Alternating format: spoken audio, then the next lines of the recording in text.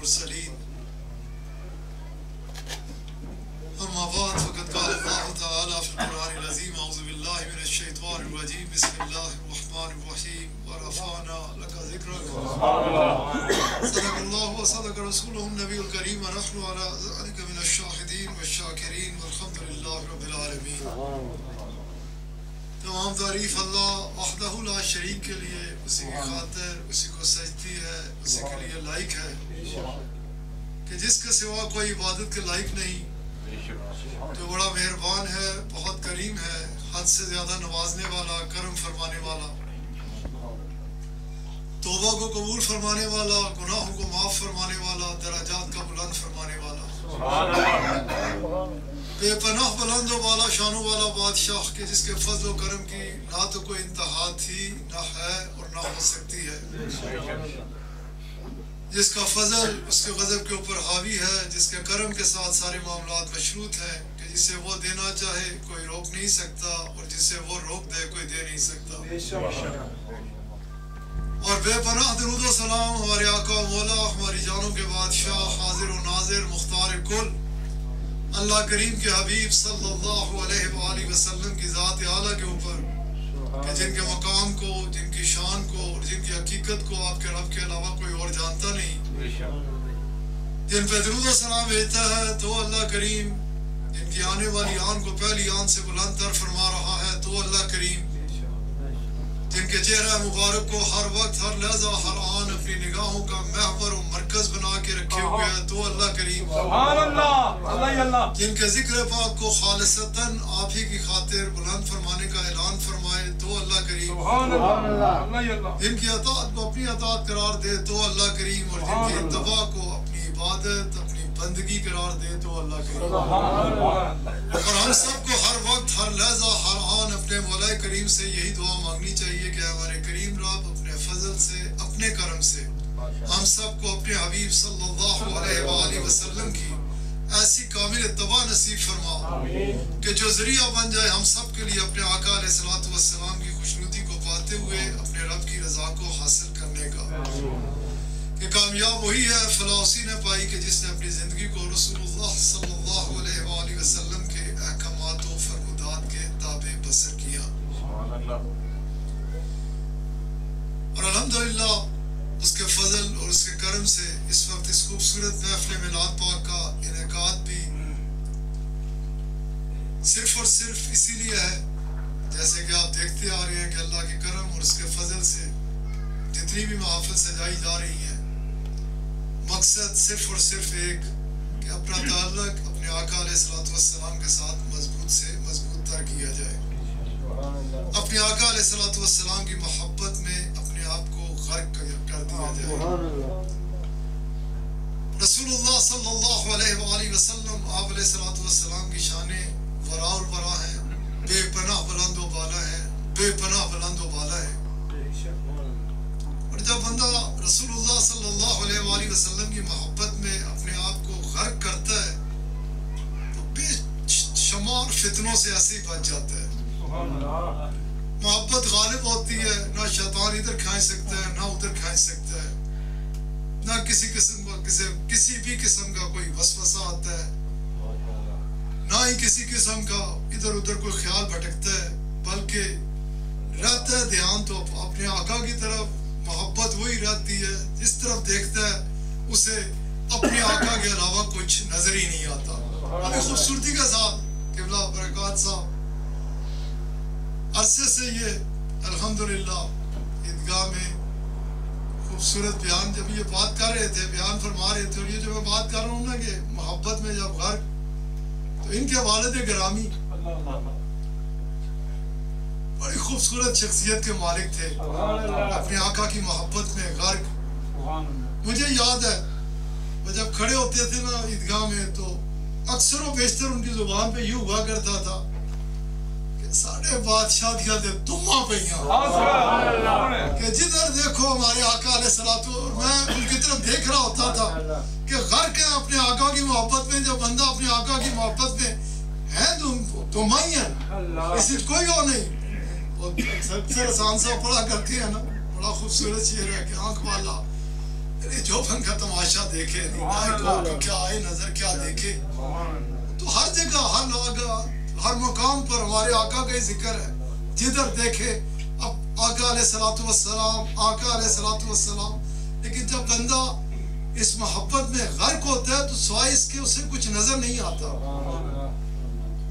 जिक्र किया, मुझे बड़ा बड़ा खूबसूरत मंजर याद आ रहे हैं। अनाबिया उस वक्त होता था, माल्ला वो अब है नहीं, हरम शरीफ की तोसी में आ गया। दारुल हल्बी उधर एक होटल था जिधर अक्सर व बेशतर हमारा काफले के पास वो होटल हुआ करता था। मुझे याद है एक रात, पता नहीं साहब ज़्यादा साहब को याद, कि उधर रात को महफिल सजी। काजी इसरार उल हक रहमतुल्लाह अलैह जैसी शख्सियत, आपके वालिद गिरामी किबला यूसुफ रहमतुल्लाह अलैह, हाफिज शेर आलम साहब, रात का वक्त था, दारुल हरबी था, लाइटें शाइटें उधर कोई अदब होता है, आवाजें भी हल्की, लाइटें भी बंद की हुई थी, बिल्कुल करीबी बनता भी था। वो हरम पाक के अंदर आ गया है वो सारा इलाका, तोसी में आ गया है, अंदर तो नहीं तोसी में आ गया है। तो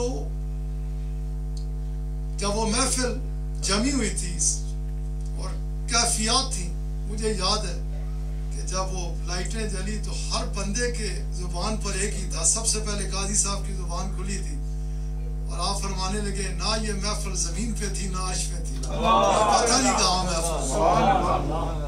तो ये मोहब्बत, ये जो आका अलैहिस्सलातु वस्सलाम के साथ ताल्लुक, निस्बत, रिश्ता, उस पाक अरफा वाला गुंबद पाक जो अभी ये फरमा रहे थे, गुंबद खजरा, जब बंदा उसकी मोहब्बत में गर्क होता है, गुम होता है, तो फिर जो कुछ वो पाता है ना, वो कोई तसव्वुर भी नहीं कर सकता, किसी के वहमो गुमान में भी नहीं आ सकता।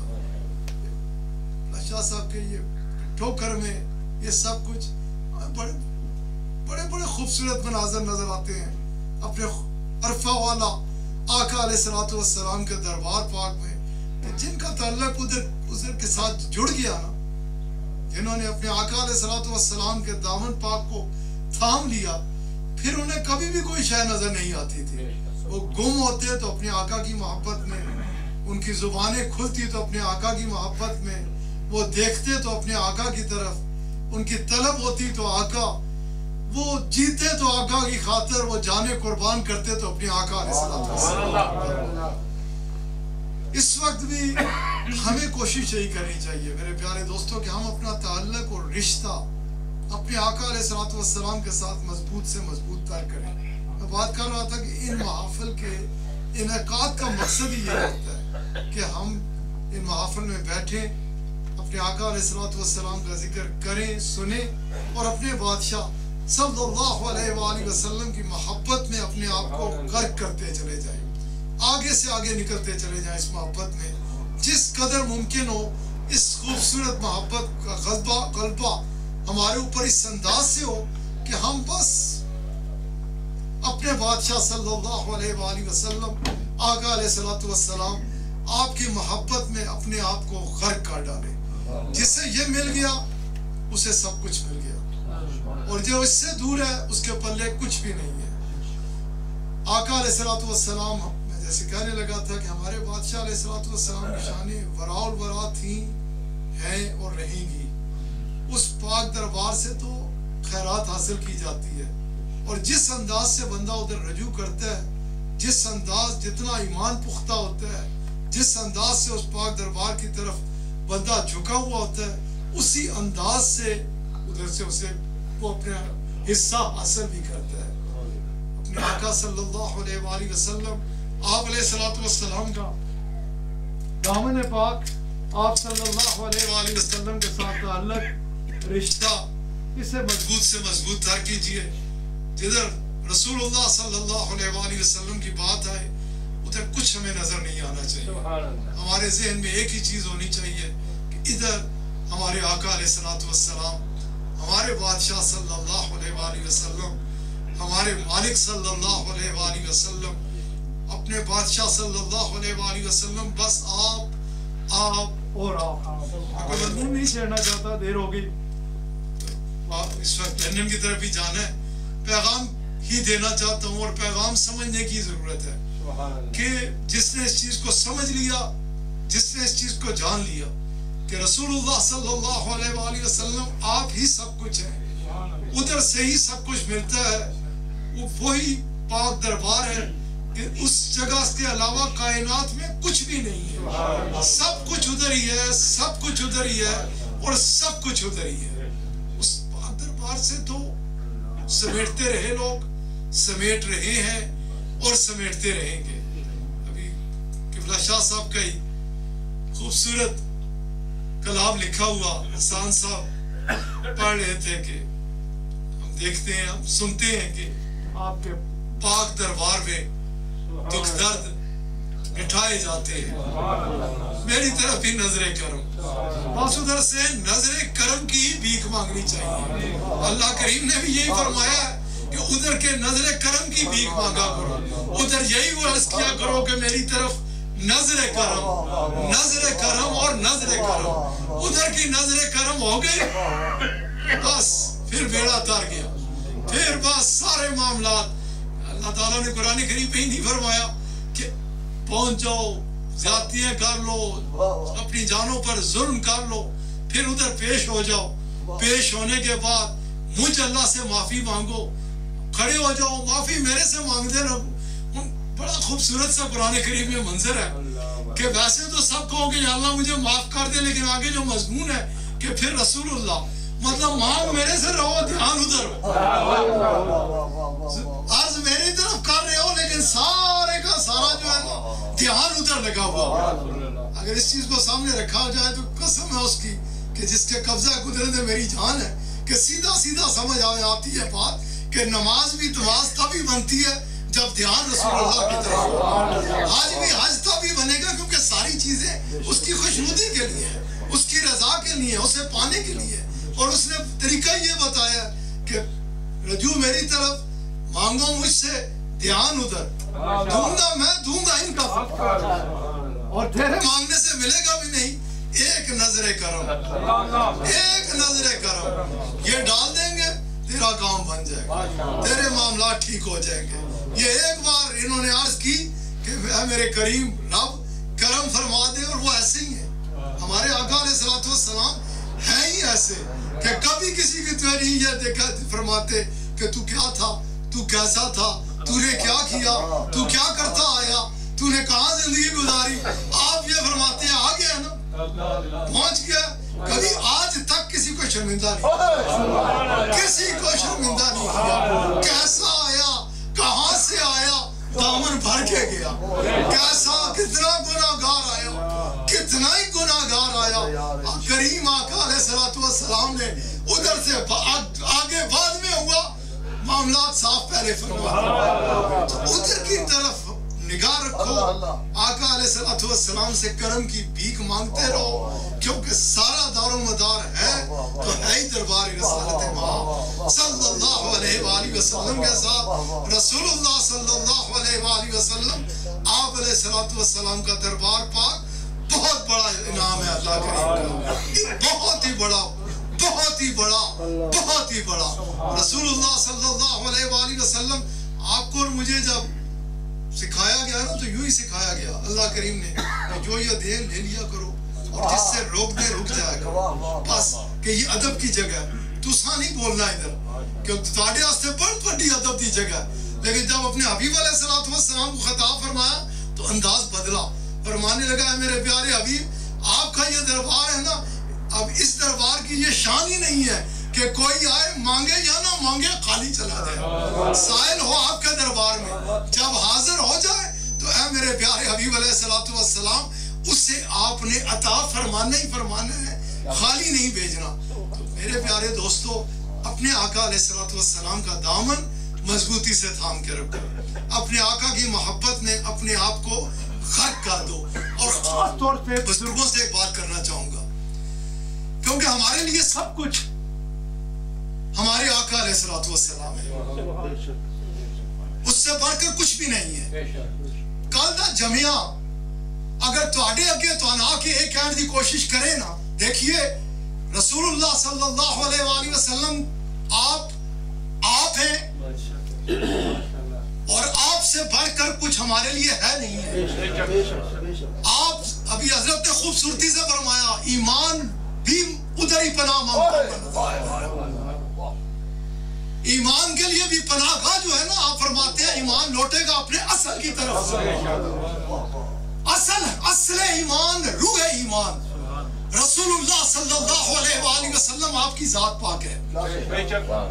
किसी को मानो या ना मानो, ईदगाह जम के ना आना, रुख भी ना करना, लेकिन अगर मदीना पाक आपके हाथों से निकल गया ना, कालजा जमे ने तो नहीं किया ना कि तू या रसूल अल्लाह ना कह, ते तू उसका प्यो पढ़िया रहा या मां पढ़ी नहीं है। अल्लाह अकबर। कसम है मुझे उसकी कि जिसके कब्जे कुदरत में मेरी जान है, तेरा बिना कर को बेशक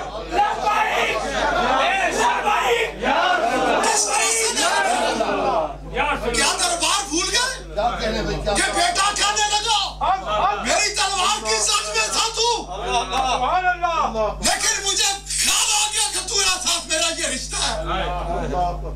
पता क्या जवाब दिया था? तुझे ख्याल आया होगा, लेकिन याद रख मैं अपने आका का हूँ, मैं अपने नबी का वफादार हूँ, मैं अपने नबी का नाम लेने वाला हूँ। अगर मेरी तलवार के साथ में तू आया तो मुझे तो अपने नबी के अलावा सब कुछ जानता भी है, सब कुछ, लेकिन शुक्र करो जिन्होंने पर्दे पाए, चुप करिए आना। लेकिन ये तो आपकी और मेरी मोहब्बत है, ये ताल्लुक है और ये रिश्ता है। याद रखिए हर रिश्ता उसी रिश्ते के साथ है, हर रिश्ता उसी रिश्ते के साथ है। जिस रिश्ते को उस रिश्ते के दरमियान वो जो रिश्ता है, वो बेटे का हो, बेटी का हो, माँ का हो, बाप का हो, क्योंकि आका फरमाते हैं जब तक तू मुझे बढ़िया दिया, बढ़िया नवाजिया, बढ़िया तस्बियां फेरने वाले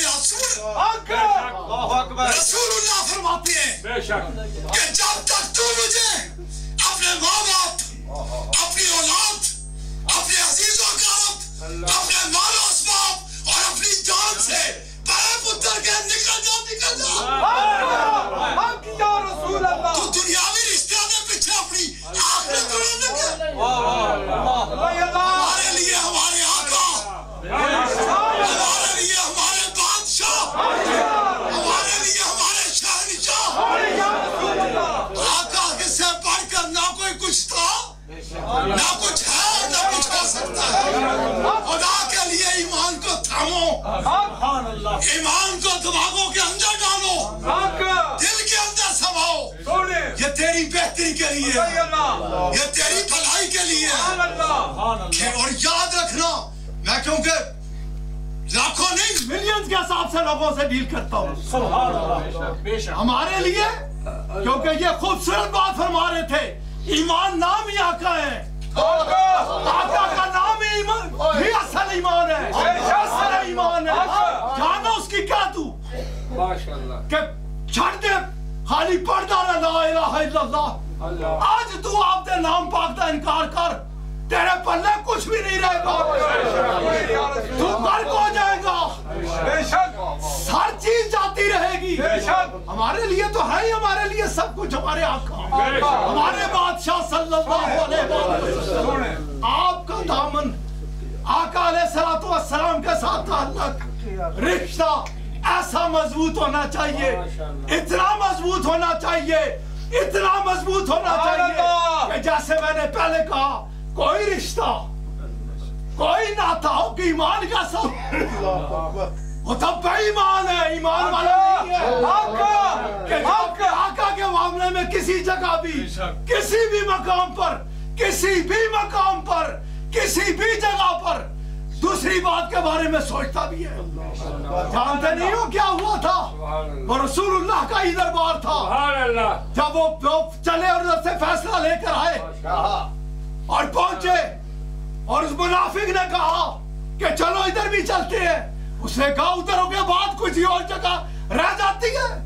कहने लगा चलो अगर तेरा दिल है तो चल। अल्लाह अल्लाह पहुंच गए। सुभान अल्लाह। हज़रत उमर रज़ियल्लाहु तआला अन्हु का दरवाजा लाया।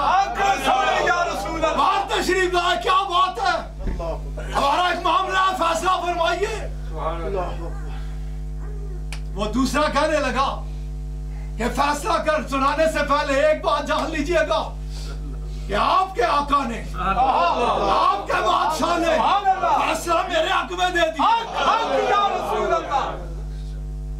ये जो मुनाफिक है ना पूछने, ये आपके आगे पता नहीं बात करता या ना करता, मैं को आपके दीन से नहीं, लेकिन आपके आगे ये बात कर रहा हूँ कि आपके हक पे बादशाह उन्होंने हज़रत उमर अंदर तशरीफ ले गए, वापस तशरीफ लाए, नंगी तलवार हाथ में है, जाके पैसरी। आप फरमाने लगे अगर मेरे आका के फैसले के बाद कोई उमर से पूछता कोई दूसरी बात, उमर यूं करता होता है। बात आका तक पहुंच गई, बादशाह तक पहुंच गई, शहंशाह तक पहुंच गई, आलमीन के लिए रहमत तक पहुंच गई। ये हो गया वो रहमत है आलमीन के लिए। हो सकता पर बताते पूछते बास पर फरमाते, लेकिन वो देख रहा था कि इसने किस मोहब्बत में अब क्या किया है, किनका हुआ वह इस, अब उसने फैसला फरमा दिया। हज़रत उमर के हक में उसने फैसला फरमा दिया। अगर मेरे हबीब क्या फैसला फरमाया, जब तक तुम मेरे हबीब को अपने हर मामले में अपना हाकिम न मान लो, उस वक्त तक तुम बेईमान हो। ईमान वाले कब होगे, जब तुम मेरे हबीब को ये कुल्ली इख्तियार वाले